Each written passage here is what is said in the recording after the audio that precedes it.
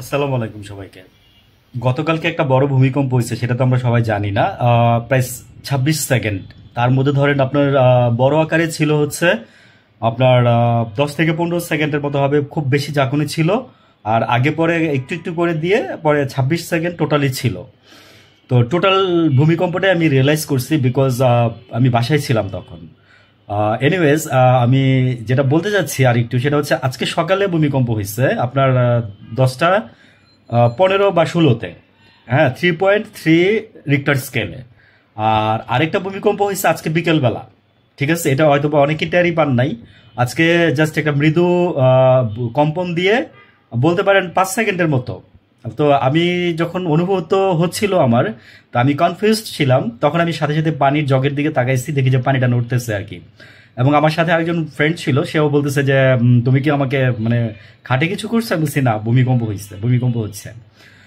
তো এখন আমি আপনাকে বলি, সেটা হচ্ছে যে যেই দেশে পাপের পরিমাণ বেড়ে যাবে, সেখানে আল্লাহ তাআলা বলছে যে ভূমিকম্প, এরকম জলোচ্ছ্বাস, তারপর হচ্ছে মানে প্রাকৃতিক দুর্যোগগুলো বেশি দিবে।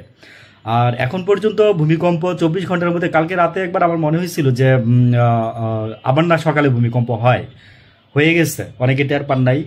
10:15 10:30টার মধ্যে তো অনেকে টের পান নাই। আর বিকেলের যেটা হয়েছে সেটাও টের পান নাই।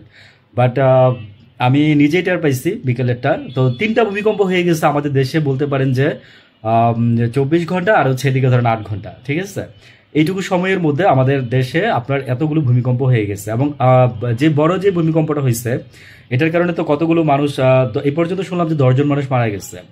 একজন মেডিকেল কলেজের স্টুডেন্ট শুনছি এখানে আছে। আর হচ্ছে ছাদ থেকে লাফ দিয়ে, তারপর দোতলা থেকে লাফ দিয়ে হাত পা ভাঙছে। প্রায় 300 জন মানুষের মতো ইনজুরি হয়েছে, 300 মানুষের মতো।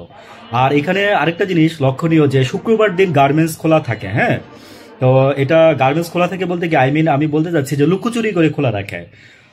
তো আমার মনে হয় এটা ঠিক না, কারণ যে কাজ করে সে কিন্তু রোবট না। তো আপনারা হয়তো বা আপনাদের অনেক কিছু ব্যাখ্যা বিশ্লেষণ দিবেন, আমার শিপমেন্ট বাদ হয়ে যাচ্ছে, এই সেই হাবিজাবি এটসেট্রা, কিন্তু ওরা কিন্তু মানুষ। আপনি যদি ওরে টাকার লোভ দেখান বলেই কিন্তু ও কিন্তু কাজ করতে শুক্রবারে আসে। এবং আমি এরকমও জানি যে সকাল 8টা বাজে ঢুকে রাত্র 11টা বাজে গার্মেন্টস থেকে 3 শিফটে কাজ করে বের হয়, সে 26,000 সাড়ে 4 টাকা পায়।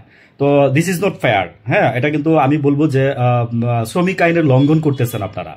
আমি এখানে শুধু ভূমিকম্প নিয়ে কথা বলতেছি তা না, মানে এই বিষয়গুলো আমি এখানে তুলে নিয়ে আসলাম, যে শ্রমিক আইনে লঙ্ঘন করতেছেন। সেদিন ভূমিকম্পের সেদিনের কারণে সেদিন আপনার মানুষ নামতে পারে নাই।